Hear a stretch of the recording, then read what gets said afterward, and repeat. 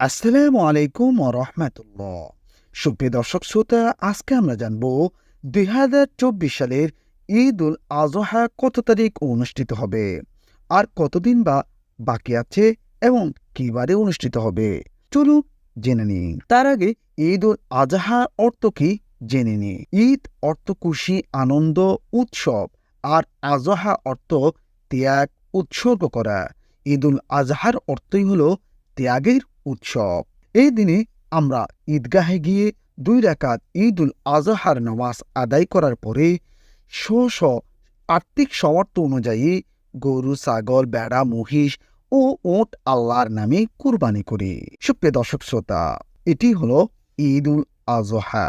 সুপ্রিয় দর্শক শ্রোতা, ২০২৪ সালের ঈদ উল আযহা অনুষ্ঠিত হবে ১৭ জুন জিলহজ মাসের ১০ তারিখ।